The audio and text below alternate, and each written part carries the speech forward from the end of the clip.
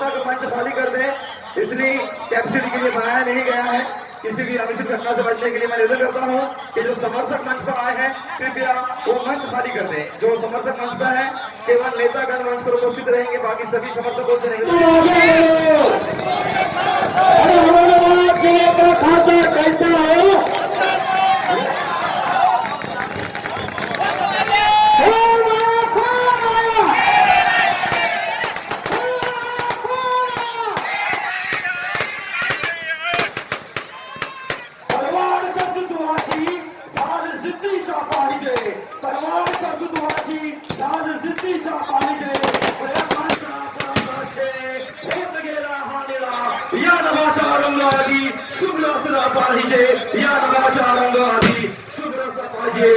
श्री आमदार अब्दुल सत्तार साहेब, माननीय शिवराम पाटिल साहब, इनका भी आगमन हो चुका है।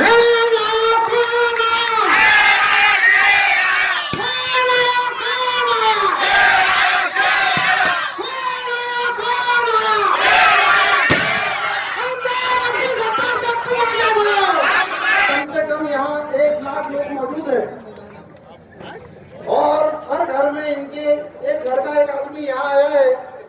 खाली उतरावं आणि माझ्या उजव्या हाताला सगळे जण इथं उभा आहे त्या चेअरवर बसावं। यहाँ पर आए तमाम कार्यकर्ताओं का मैं आमदार अब्दुल सत्तार की ओर से धन्यवाद करता हूँ कि उन्होंने जो जोश और जो जज्बा दिखाए हैं उसका सम्मान हम करते हैं। लेकिन आज निर्णय का दिन है, तो आज आपका आज के औरंगाबाद लोकसभा चुनाव के लिए यहाँ आम खास मैदान के ऊपर खास लोगों की मीटिंग बुलाई गई है। मैं इसलिए आपको खास बोल रहा हूं कि चुन के लाने की जिम्मेदारी आपको लेना है।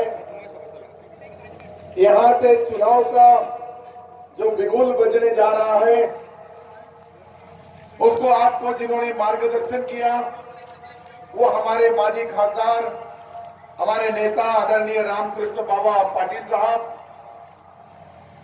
जिला परिषद के उपाध्यक्ष केशवराव पाटिल तायड़े, हमारे दोस्त इलियास जी किरमानी, अशोक जी मगर, कैसर खान साहब, संजय जी जगताप, जीत सिंह जी करकोटक, अफसर खान साहब,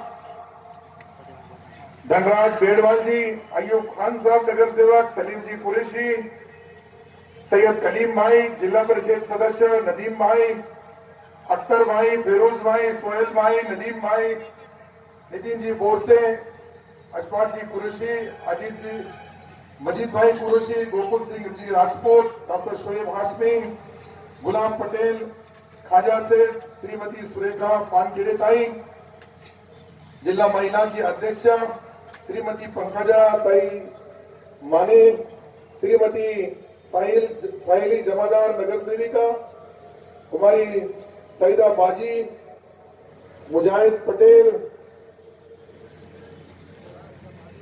नाम सबके लेना जरूरी है लेकिन वक्त की कमी, 10 बजे के अंदर हमको ये सभा समाप्त करना है।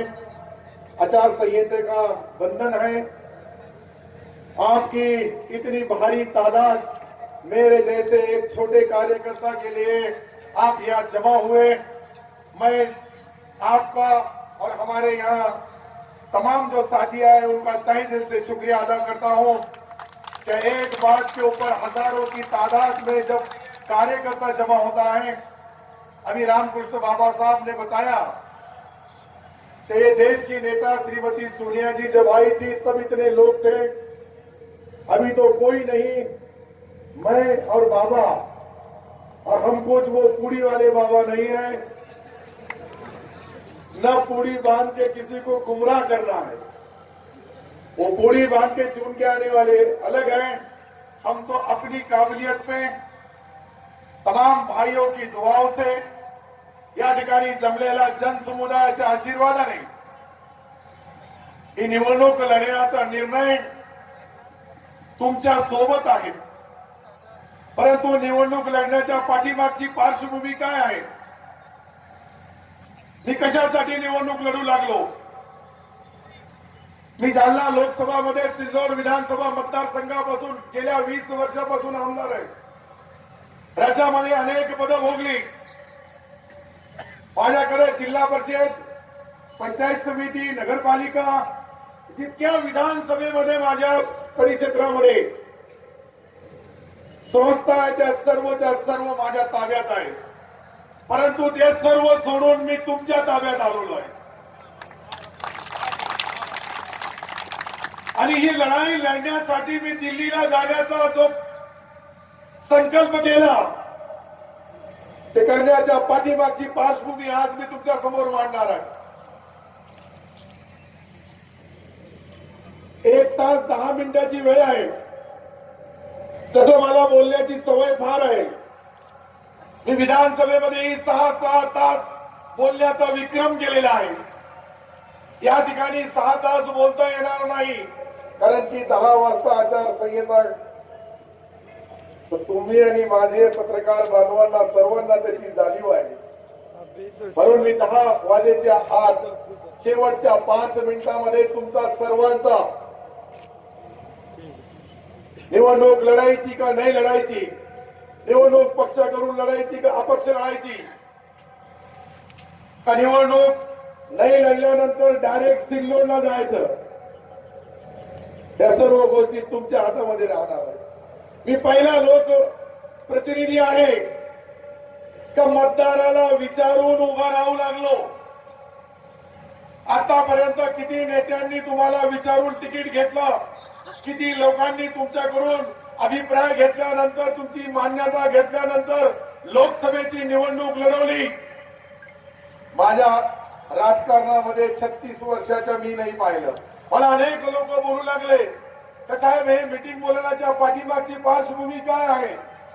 मी त्यांना विनंती केली की आपण कदाचित अपक्ष निवडणूक लढलो तर 19.5 लाख मतदारापर्यंत एकटा अब्दुल सत्तार पोहोचू शकत नाही. त्यांच्या जवळ जाण्याची शक्ती कोणामध्ये असेल तर ती कार्यकर्त्यामध्ये असते, आणि ते कार्यकर्त्याला मी या ठिकाणी निमंत्रित केलेलं आहे.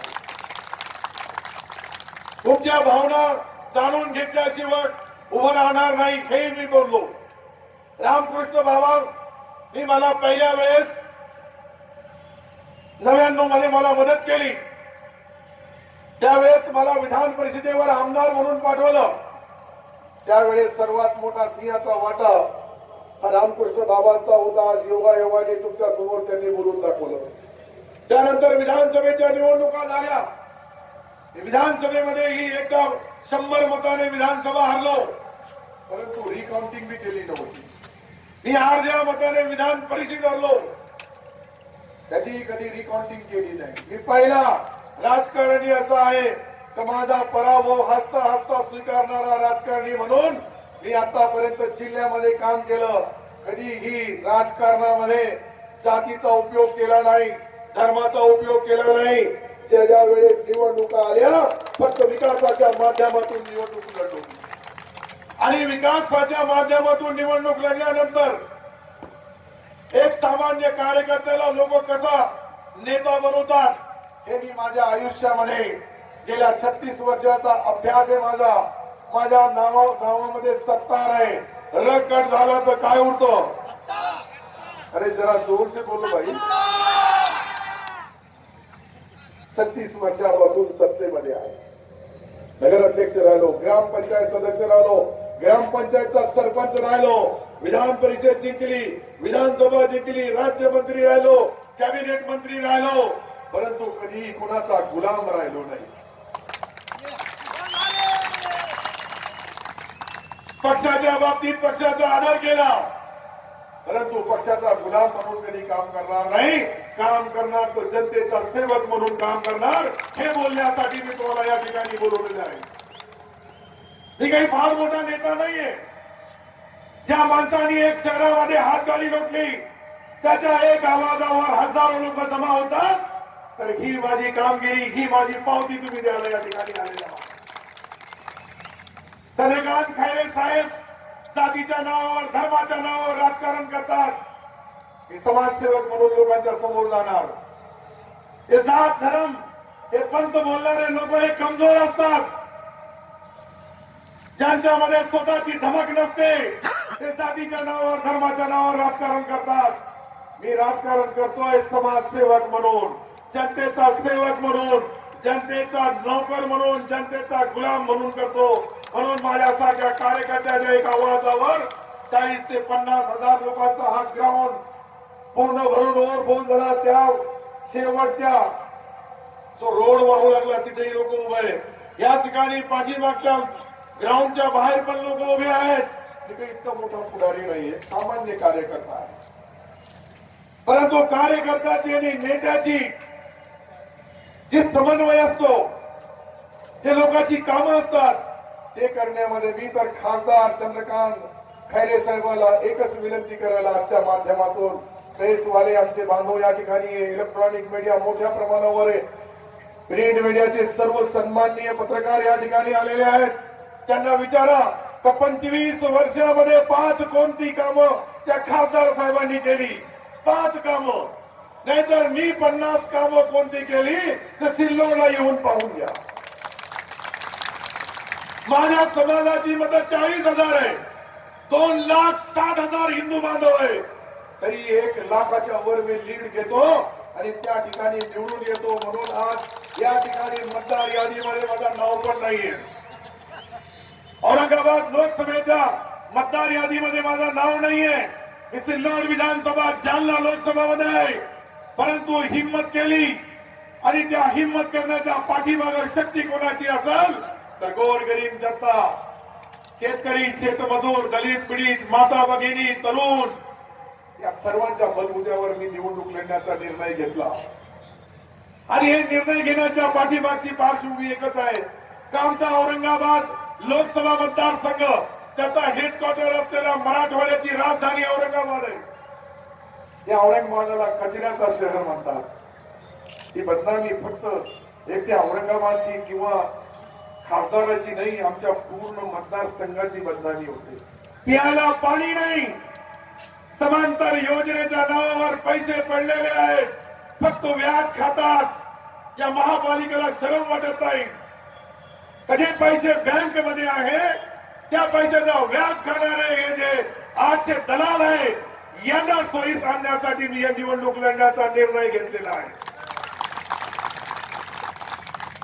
राजकारण करताना समाजाच्या विविध घटकाला काय पाहिजे हे पाहण्यासाठी मी हे निवडणूक लढू लागलो। रस्त्याची तर 24 तासचा कार्यक्रम होता काल लाईव्ह डायरेक्ट पब्लिक मध्ये, त्यावेळेस एक माणूस उठून बोलला साहब हमारे यहाँ से खड्डे इतने हैं कि दवाखाने तक जाए तक हमारा पेशेंट मर जाता है। तो खासदार साहब 24 तास पे बोले औरंगाबाद शहर में क्या खड्डा है बता मुझे। तो मैंने बोला खासदार साहब तुम ये पूछो कि औरंगाबाद में क्या खड्डा नहीं है।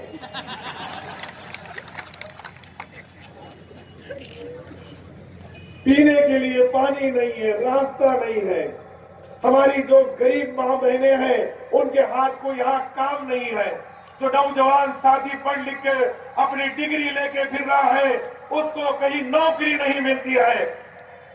दिल्ली मुंबई कॉरिडोर 10,000 एकड़ जमीन रिजर्व की गई है, वहां कारखानेदारी नहीं आती, यहाँ लाई नहीं जाती, और वो कारखानदारी नागपुर को कैसे जाती है ये भी हमारी जनता को पूछने का ये वक्त है।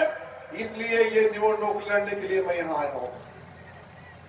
किसान आत्महत्या कर रहा है, किसानों के लिए आज मैं देख रहा हूं, मैं भी जो देहात से आता हूं वहां की अगर हालत देखें तो इतनी नाजुक है कि औरंगाबाद जिला और बीड़ जिला ये मराठवाड़े में सबसे ज्यादा आत्महत्याग्रस्त तो लोकसभा क्षेत्र है।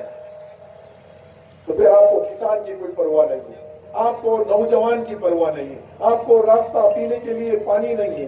यहाँ जो घाटी दवाखाना एक मराठवाड़े के लिए देन है, वहां गए तो वहां दवा मिलती नहीं है, डॉक्टर रहता नहीं है। मैं पीछे अभी 2 मिनट के लिए पीछे गया, जाके देखा, मेरे एक भाई ने बताया कि यहाँ एक हॉस्टल हुआ करता था, उस हॉस्टल में बच्चे वहां, क्या हालत है औरंगाबाद। एक दलित भाइयों के लिए, उनके नौजवान बच्चों के लिए पढ़ाने के लिए यहाँ हॉस्टल बनाया गया था, उस हॉस्टल को खिड़कियां नहीं है, उसको दरवाजे नहीं है। क्या ये देखना आपका फर्ज नहीं है? नौजवानों के बारे में जात का, धर्म का जो विष बेचने का पाप कर रहे हैं, इनको समझना चाहिए कि मरने के बाद में भी ऊपर कोई ना कोई कोर्ट है। अगर यहाँ हिसाब नहीं तो तुम्हारा हिसाब ऊपर भी होने वाला है। कुरान में ये नहीं लिखा कि किसी के ऊपर अन्याय करो, अत्याचार करो, जुल्म करो। सबकी धार्मिक जो भी किताबें बनी है उसमें यही लिखा है कि मानवता को सुरक्षित रखो। हमारे बाजू में अगर कोई भी जात का, धर्म का आदमी होता होगा, रहता होगा, तो उसने खाना खाया या नहीं खाया, ये पहले आपको देखना होगा और उसकी पहले आपको सोच बनाना होगी। उसके बाद तुम बाहर की बात करेंगे। मेरी बस्ती में, मेरी गली में, मेरे महल्ले के लोग सुखी नहीं है और मैं बोलूंगा कि कभी मैंने बेगमपुरे का विकास किया, कभी बोलेगा कि मैंने एयरपोर्ट के ऊपर से यहाँ प्लेन लाया, उससे लोगों का पेट नहीं भरेगा। पेट तो जब भी भरेगा जब उसके हाथ को काम होगा, जब उसको कहीं नौकरी होगी। यहाँ कोई दंगल करने से किसी का पेट नहीं भरता है, लेकिन यहाँ की हालत ऐसी है कि एक हिंदुओं को गाली देता है, दूसरा मुसलमान को गाली देता है, तीसरा दलित भाई को गाली देता है और अपना उल्लू सीधा करता है। क्या किया है? 25 साल से आपके ताबे में यह शहर है, महापालिका आपकी है, यहाँ आपका संसद है, यहाँ आपके 1-2 एमएलए चुन के आते हैं सत्ताधारी पार्टी के, लेकिन क्या तरक्की किया है, कहाँ विकास किया है, किसका विकास किया है? एक तो अजब यहाँ का एक लीडर है, इनका सही रिमोट कंट्रोल हैदराबाद में।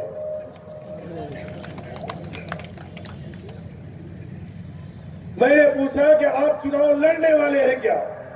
तो बोले नहीं, हमारी पार्टी के अंदर फैसला हुआ है कि हमारे जिम्मेदारों ने बताया है कि हम चुनाव सिर्फ हैदराबाद में ही लड़ने वाले हैं, दूसरा कोई जगहों के ऊपर हम चुनाव लड़ने वाले नहीं है। तो मैंने बोला बहुत अच्छी बात है, अगर आप रण छोड़ना सहे तो मैं वीर गति को प्राप्त होऊंगा, नहीं तो विजय प्राप्त करूंगा। मैंने फैसला लिया कि ठीक है मैं लड़ूंगा। उसके बाद मुझे शक हुआ तो मैंने हैदराबाद के सुप्रीमो से ही पूछा। मेरे दोस्त हैदराबाद में है, उन्होंने जैसे यहाँ के एक एमएलए के हाथ में, हमारे भाइयों के हाथ में जैसा वो रहता है, क्या बोलते उसको, मुझे मालूम नहीं ऐसा, वो बोम ले आके पता है और पूछे कि साहब आप कहाँ कहाँ चुनाव लड़ने वाले हो? तो बोले हम सिर्फ हैदराबाद में लड़ने वाले हैं और हमने फैसला किया हम कहीं नहीं लड़ने वाले हैं। आखिर बंद बंद करके बोले, तो बोलते ऐसा ही। मैं बोला अच्छा है भाई की आंखें बंद है तो औरंगाबाद में हैदराबाद देख लेंगे, औरंगाबाद अपनों को छोड़ दे रहा, चलो अपन एक नई दुकान लगा देंगे। मैं सच्चाई बोल रहा हूं, अगर वो गलत है तो इम्तियाज जलील साहब ने जामा मस्जिद के अंदर कोई भी नमाज के अंदर खड़े के बोल देना चाहिए कि सत्तार ने यहाँ गलत बोला। इतनी जिम्मेदारी के साथ बोल रहा है, क्योंकि उनका और मेरा दोनों का सुप्रीम कोर्ट सामने है।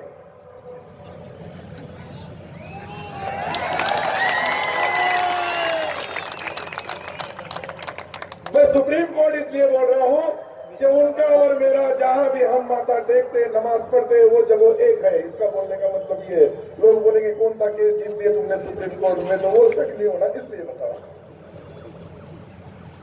तो उन्होंने मुझे बताने के बाद मैं चुनाव लड़ने के लिए तैयार हुआ हूं, और जब मैं चुनाव लड़ने के लिए तैयार हुआ तो कुछ उनके लोगों ने कागज की रद्दी बना दिए, इतने मत इनके, इतने मत उनके।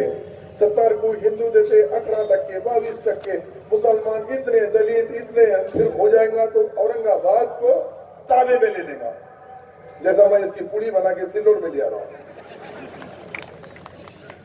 और ये सारी गणितें मार मार के टोटल काले कागज और पेन और सही खर्च कर दिया। उसके बाद लगा कि नहीं साला अपनी तो छुट्टी होने वाली है, फिर लोगों को जमा करके फिर हैदराबाद गए। फिर हैदराबाद में क्या मंत्र सीखे, कैसे मंत्र लाए मुझे मालूम नहीं, कौन से कुंड का पानी पी गया है ये भी मुझे मालूम नहीं। लेकिन ये सब होने के बाद 7 दिन के बाद में उनको होश आया कि अपना निर्णय गलत हो रहा है। फिर उनके सुप्रीमो के पास गए, फिर उनको बोले कि नहीं अब तो हमको औरंगाबाद लड़ना ही पड़ता है, क्योंकि सत्तार साहब वहां से इलेक्शन लड़ रहे हैं और वो बाहर के है। मैं क्या पाकिस्तान का हूं? बाहर का मतलब क्या होता है? अपने देश का तो हुई मैंने तो पहले ही बोला कि मेरा चुनाव क्षेत्र जालना मोहल्ला में है, लेकिन मैं अगर वहां से आके लड़ सकता हूं तो तुम यहाँ के लोगों ने नहीं बोलने के बाद मैंने लड़ने का ऐलान किया और मेरा जीत सामने मेरी दिख रही है। तो मैं जो इलेक्शन लड़ रहा हूँ चंद्रकांत खैरे साहब को हराने के लिए लड़ रहा हूँ और आप जो लड़ रहे हो वो मुझे हराने के लिए लड़ रहे हैं। ये फैसला पब्लिक को करना है, मुझे कोई फर्क नहीं पड़ने वाला है मैं हारो या जीतो, लेकिन मैं जिस हिम्मत से लड़ रहा हूँ उस हिम्मत को कम करने का जो पाप कर रहे हैं, गुनाह कर रहे हैं, उनसे मेरी ये बात बताने के लिए मैंने ये हजारों की तादाद में लोगों को बुलाया। फिर कहां है आपका ईमान? कौन सी एमआईएम है? एमआईएम का मतलब तो भी समझता है आपको?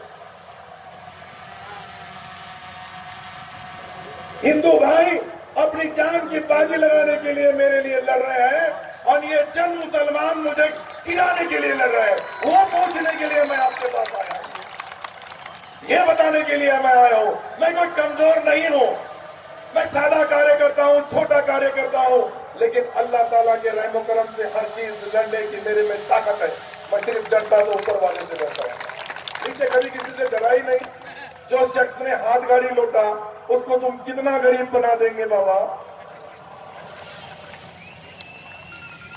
ऊपर वाले के रहमो करम से मैं जहां हूं वो तो बहुत बड़ी बात है कि कांग्रेस का टिकट लेने के लिए लोग नंबर लगा के फिर रहे हैं और कांग्रेस के नेता मुझे आदेश दे रहे हैं कि तुम कांग्रेस से लड़ो, लेकिन मैंने ये बोला कि आम खास मैदान के ऊपर जो खास कार्यकर्ता बोलेंगे वही सुनने वाला है। कोई इसमें हिम्मत, ये हिम्मत इनमें है तो इम्तियाज जलील साहब ने बोला कि मैं भी अपक्ष से लड़ता हूं सत्तार के खिलाफ, होने दो दूध का दूध और पानी का पानी।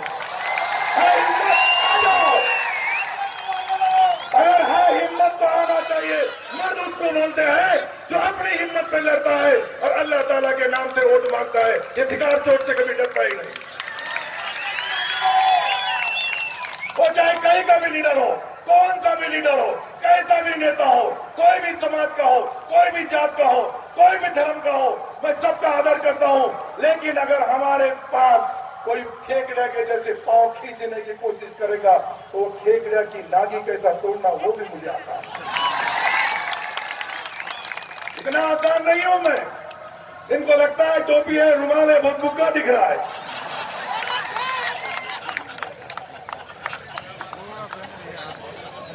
इनको लगता है जो यहाँ नहीं है, जहां से सुन रहे हैं उनके चेहरे चपट्टे कोई तो भी आजू बाजू होंगे, उनको मेरी रिक्वेस्ट है कि उनको और सुनाया जाए।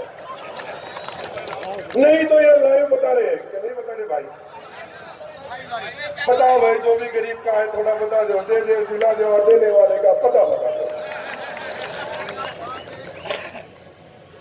तो मैं राजकारण की बातें जो बोल रहा हूं कि कुछ मैं जिन लोगों के खिलाफ मैं लड़ रहा हूं इनको शर्म आना चाहिए। रामकृष्ण बाबा की उम्र 75 साल की है, यहाँ के सांसद रहे हुए हैं, वो मुझे आशीर्वाद देने के लिए आते हैं और ये मेरा ऑपरेशन हैदराबाद में करने की कोशिश करते हैं और जलगांव के कुंड से कितना पानी पिए गया वो भी मुझे मालूम है।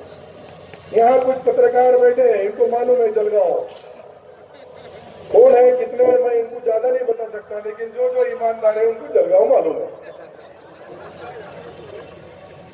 सिद्धार्थी नहीं बताएंगे, उनकी कुछ मजबूरी हो सकती है। खंडाड़कर साहब नहीं बताएंगे, उनकी भी कुछ हो सकती है। कृष्णा केंडे की कुछ हो सकती है। नहीं, ये बड़े वार्ताहर है, मैं छोटा कलाकार है, हाथ जोड़ के माफी मांगूंगा आपसे, लेकिन आपके पीछे और कोई तो भी कंट्रोलर है। नहीं हो सकता है कृष्णा जी, ऐसा हो सकता है, आप कृष्ण है। हमको तो लगता है कि तुम्हारे रथ के दर्शन देख के भी हम जीतने की कोशिश करते हैं। मेरे दोस्त है, मेरे भाई है, मेरे साथी है। मुझे हर बार जब भी मैं कोई संकट का या अच्छा या बुरा निर्णय लेता हूं तो मुझे साथ देने का, पुण्य का काम करते हैं। कोई भी पार्टी का, कोई भी नेता से उनका कोई संबंध नहीं रहता है। एक पत्रकार जब अपनी भावना मानता है, जब वो अपनी राय देता है तो वो पत्रकार दिल से, दिमाग से, दोनों का साथ मुझे मिलता है। मैं उनका नाम दो का ले लिया, इसका मतलब तुम्हारे और कुछ लोग तुमको निकाल ना दे, मुझे उसका डर है, तो बाकी लोगों के नाम नहीं ले रहा। नहीं तो कुछ पत्रकारों के नाम सुभाष देशपांडे साहब वगैरह, सॉरी नहीं, सवाल जी ले लिया तो सबको तकलीफ में आ जाएंगे, इसलिए नहीं ले रहा हूँ, हाथ जोड़ के माफी मांगता हूँ की त्यांचं नाव घेतलं, आमचं का नाही घेतलं. तर याच्या पाठीमागची पार्श्वभूमी एकच आहे. तर मी जे राजकारण करतोय प्रामाणिक भावनाने करतोय. मी जे राजकारणाचे संकेत देतोय तेही प्रामाणिक देतोय. मी या शहरामध्ये किंवा या जिल्ह्यामध्ये माझा घर आहे. मी या भागामध्ये राहतोय. मी काही बाहेरचा माणूस नाहीये. काही लोक म्हणले बाहेरचे, बाहेर के, मैं बाहर का नहीं है. मैं तो यहाँ का हूँ. मैं तो औरंगाबाद जिले का हूँ और औरंगाबाद शहर का रहने वाला हूँ. नहीं, मेरे चुनाव क्षेत्र सिल्लोड होगा, लेकिन उन लोगों की कितनी मेहरबानी, कितना लोगों ने मुझे प्यार दिया, कितनी दुआएं दी, कितना आशीर्वाद दिया कि मैंने उनके लिए कितना भी काम किया तो कम है.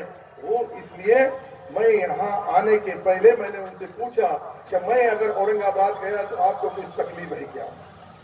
तो बोले साहब आप जहाँ भी जाएंगे वहाँ आप खुश रहो, वहाँ राजकारण करते हुए गरीबों की सेवा करो, किसानों की, मजदूरों की, नौजवानों की, तुम उधर जाओ, हर एक आदमी को मदद करो. यही हमारे सिल्लोड का नाम रहेगा. ऐसी दुआओं के साथ वहाँ के लोग मुझे यहाँ तक पहुँचाने जा रहे हैं. मैं उनकी भी परमिशन लेके आया हूँ. हमारे जितने साथी थे मैंने उनसे बात किया कि मैं अगर औरंगाबाद लोकसभा लड़ा तो आपको कोई नाराजगी है क्या.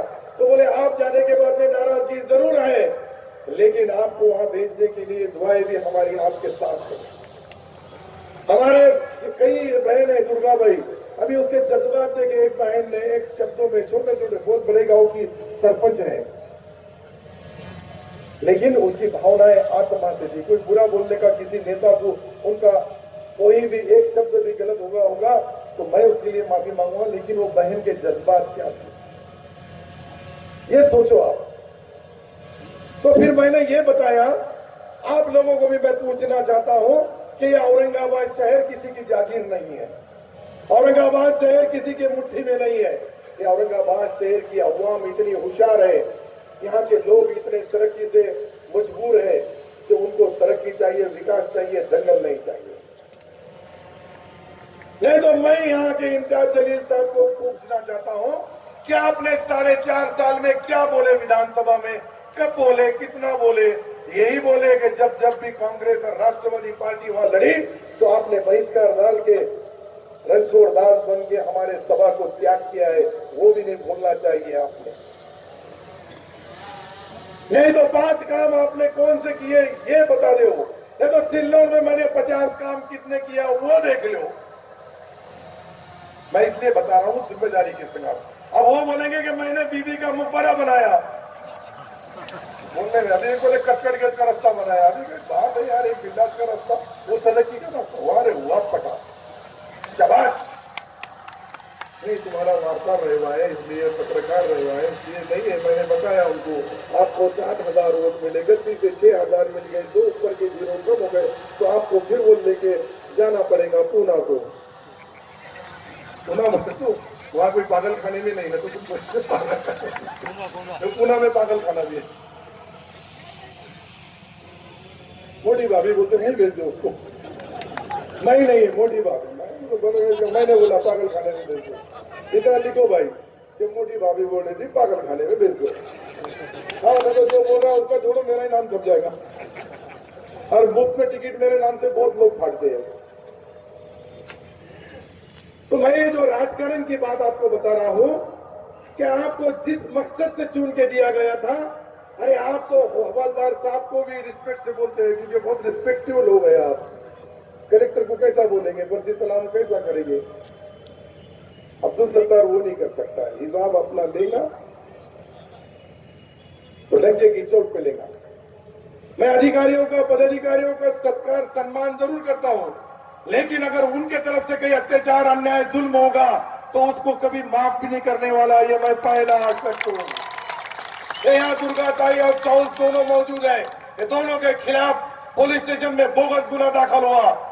सिल्लोड तालुका से मैं यहाँ आया, 10,000 कार्यकर्ताओं को लेके गया और वो गुना वापस लेने लगाया और 3 दिन के अंदर वो डीवाईएसपी की बदली कर दिया. 3 ही दिन में. ये जो दंगल में वहाँ के जो दुकानें जली है, 1000 दुकान थी, 1000 दुकान, 1000 लोगों को बेरोजगार किया गया. आज तक उनकी दुकान भी बनाने का काम है.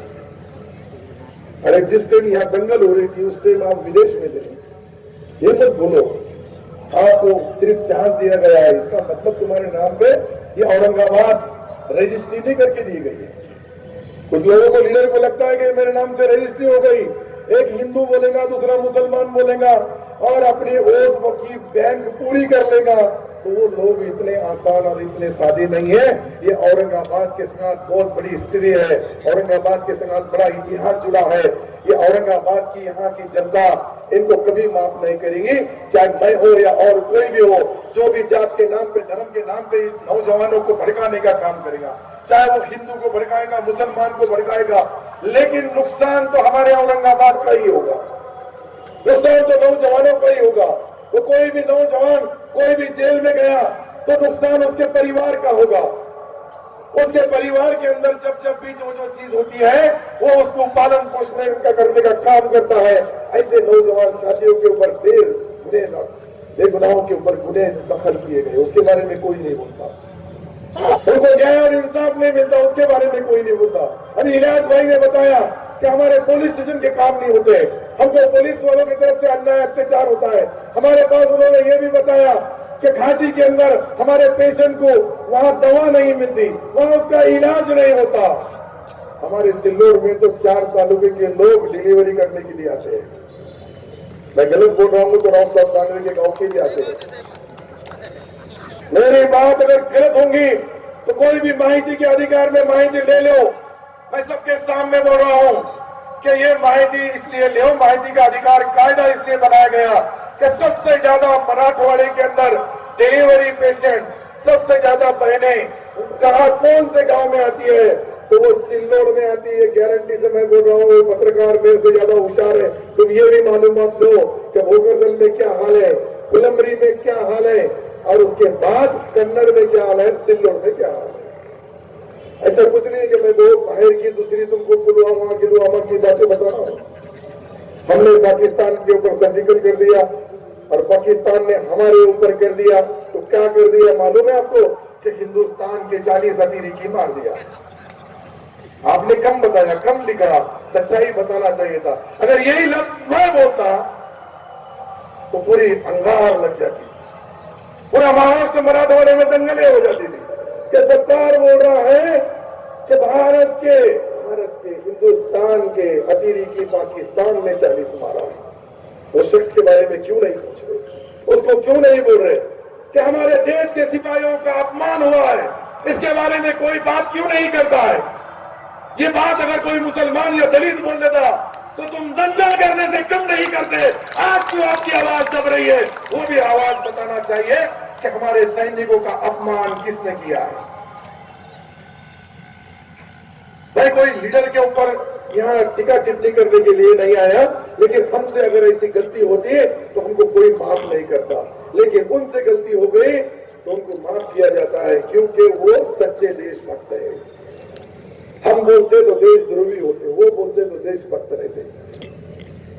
कोई बोलता है सालियाना, उसका भी कोई हिसाब नहीं रहा। कोई बोलतो मी बाप आहे, त्याचाही कोणी घ्यायला तयार नाही।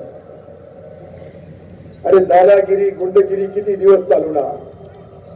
राजकारणामध्ये राज करताना कारण शोधावी लागतात, पण ती कारण कुठील नको। त्या कारणामध्ये सत्यता पाहिजे, त्या कारणामध्ये न्याय पाहिजे, त्या कारणामुळे लोकांचा भला व्हायला पाहिजे। ते करण्याचं काम करत नाही। तुम्ही राज्याचे प्रमुख आहेत, अशा शब्दामध्ये तुम्ही बोलल्यानंतर तुमचा धिक्कार करायला पाहिजे। मी सर्व जनतेला बोलतो का आपण त्यांचा धिक्कार करणार का नाही करणार। जो आपल्या देशाच्या सैनिकाचा अपमान करतो त्याचा धिक्कार करणं हे आपला कर्तव्य आहे। तो कोण किती मोठा आहे, कोणत्या मोठ्या पक्षाचा आहे, त्याच्यापेक्षा त्यांनी आमच्या देशाच्या सन्मानामध्ये ज्या पद्धतीचे शब्द वापरले आमच्या सैनिकांचे, हे त्यांना शर्म वाटायला पाहिजे। आणि हे देशभक्त झाले। आता हे राजकारणामध्ये जेव्हा बोलतोय शब्द तर मोजून बोलतोय, तोलून बोलतोय, पुढचे परिणाम पाहून बोलू लागलो। कारण की सर्व समाजाला, सर्व धर्माच्या लोकांना, मानवतेच्या जातीने या ठिकाणी देशामध्ये जगण्याचा, बोलण्याचा अधिकार आहे।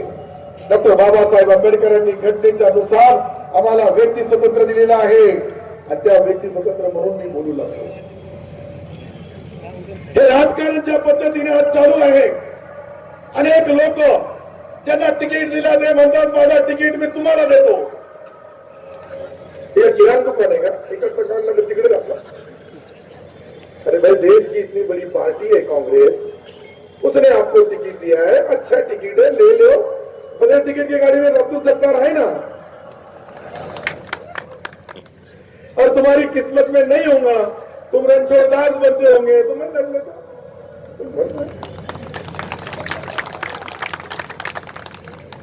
अपना सीधा साधा मामला है. लड़ना है तो फिर लड़ना है. कौन कितना बड़ा है, कौन कितना शक्तिशाली है, कौन कितने साल से खासदार है, उसके बजाय कौन उसको गिरा सकता है. जनता को सिर्फ विश्वास होना, जनता को भरोसा होना कि कौन सक्षम उम्मीदवार आज ये जो रावण यहां खड़ा है उसको जला सकता है, तो वो सिर्फ अब्दुल सत्तार जला सकता है.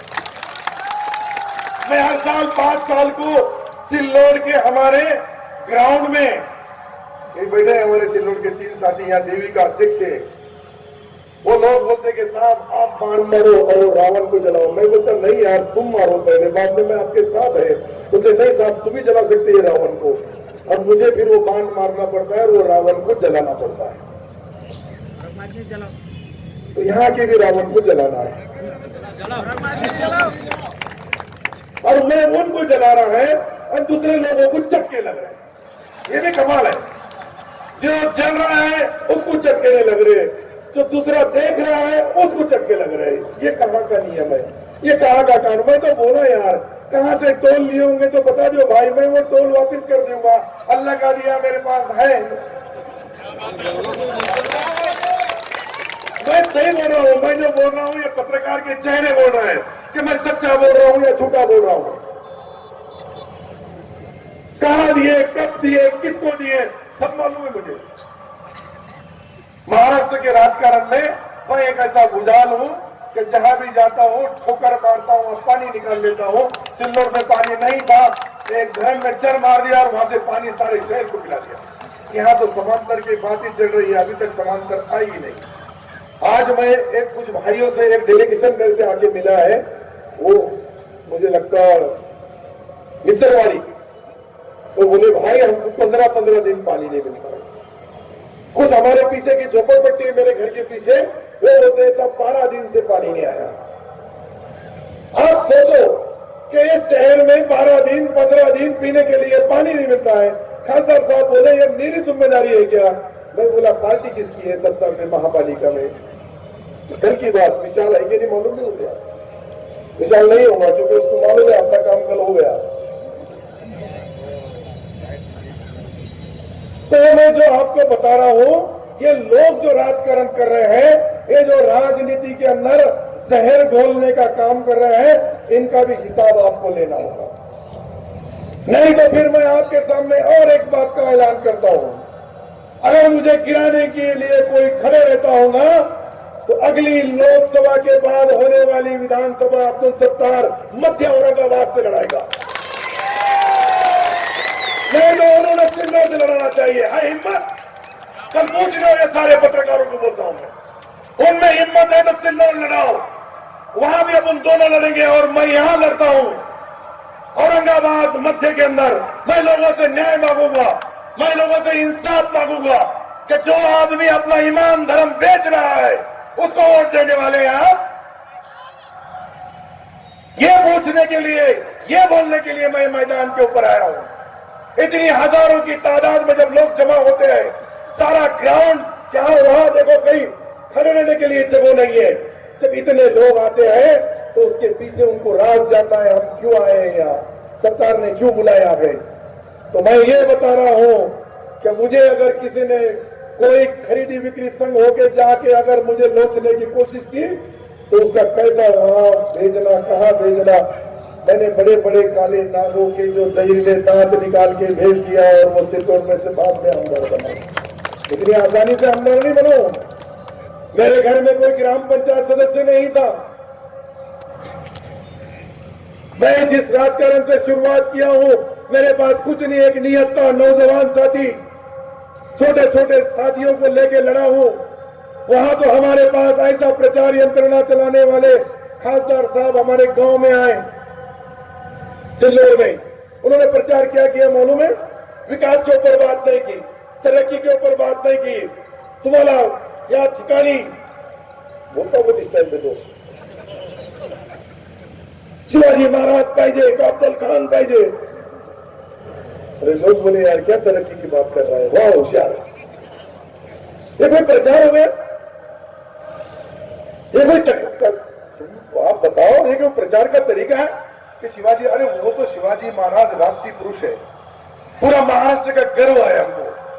हम सब लोगों ने, मैंने विधानसभा में बोला कि छत्रपति शिवाजी महाराज का स्टैचू अरबी समुद्र में बनेगा तो वो महाराष्ट्र में नहीं पूरी दुनिया में सबसे ऊंचा होगा.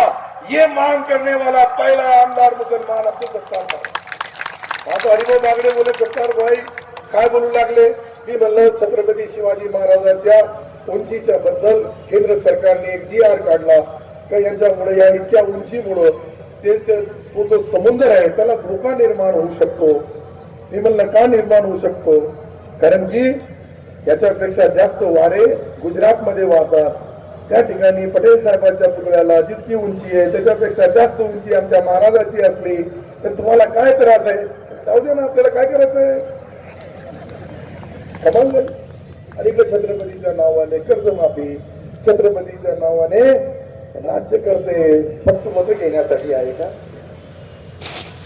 मी जबाबदारीने सांगू लागलो, ज्या वेळेस मी माझ्या विधानसभेच्या अध्यक्षाच्या वर हे आरोप करू लागलो तर त्यामध्ये सत्यता असेल तरच करता येतो, नाहीतर माझ्या विरुद्ध त्यांनी कोणत्याही कोर्टामध्ये, कोणत्याही सभागृहामध्ये मला बोलून विचारला पाहिजे.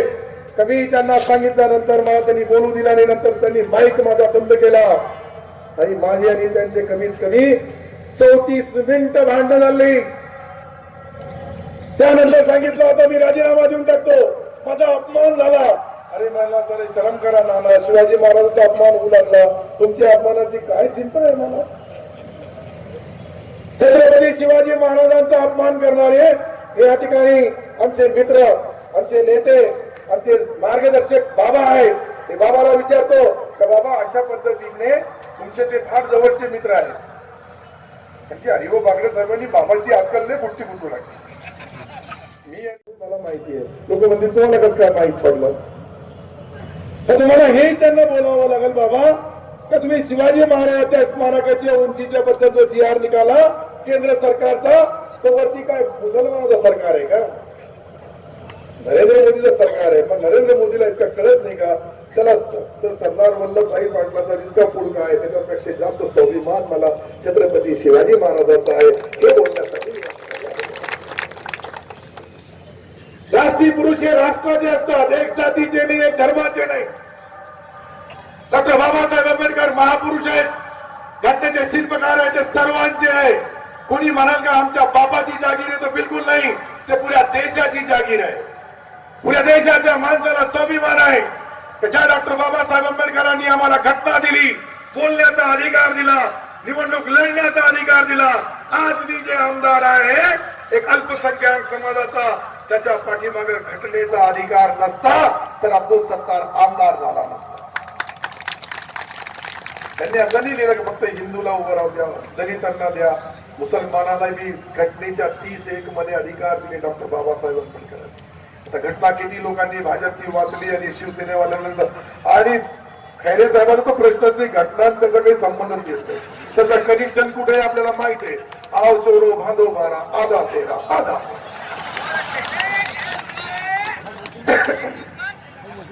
नगरपालिका सोडत नाही, महापालिका सोडत नाही. एक कोणतरी भाषण दिलं पण ते महापालिकेमध्येच गुंतलेलं आहे. मी बोला वही तो मलाही आहे.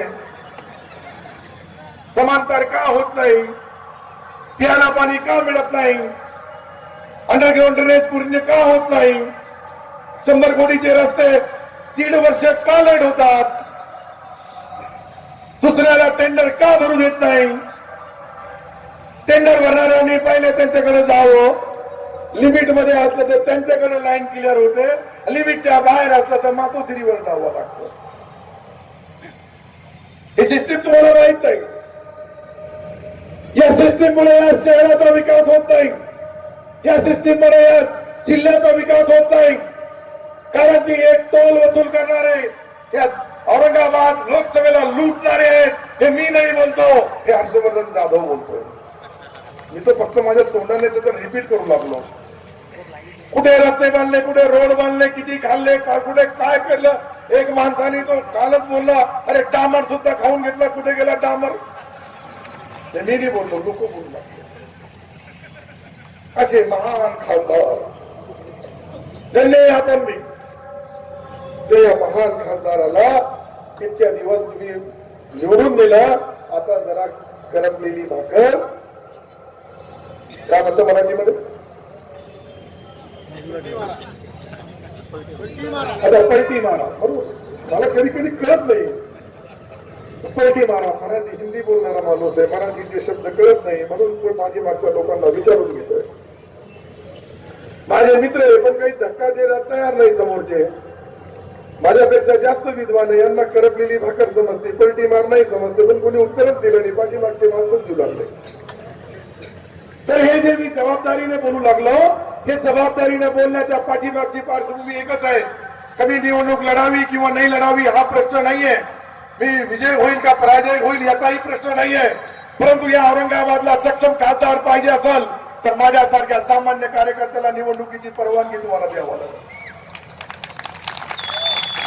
कदाचित माझ्यापेक्षा दुसरा सक्षम असेल तर तुमच्या आदेशाने मी कोणतीही निवडणूक लढणार नाही.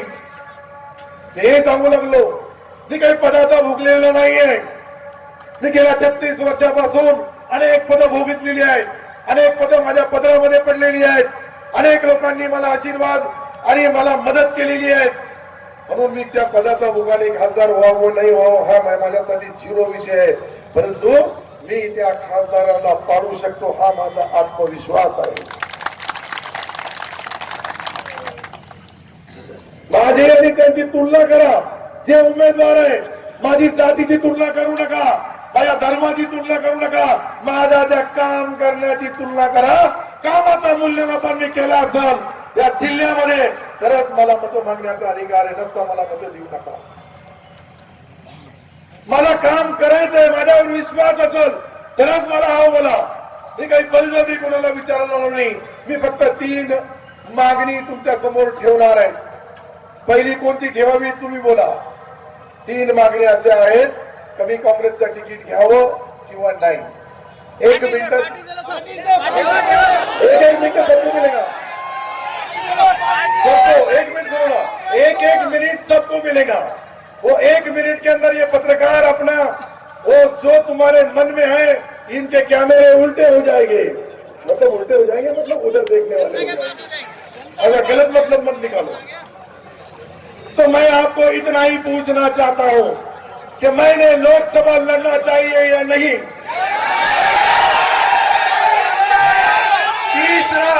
तीसरा सब्जेक्ट मेरा आखिरी है और वो आपको दिल थाम के, जो मुसलमान है उसको अल्लाह ताला को हाजिर नाजिर रख के बोलना है, जो हिंदू है उसको उसके भगवान को ईश्वर को साक्षी रख के, जो बौद्ध है उसको गौतम बुद्ध को साक्षी रख के बोलना है कि मैंने चुनाव अपक्ष लड़ना चाहिए या नहीं. शुक्रिया, धन्यवाद, खुदा हाफिज.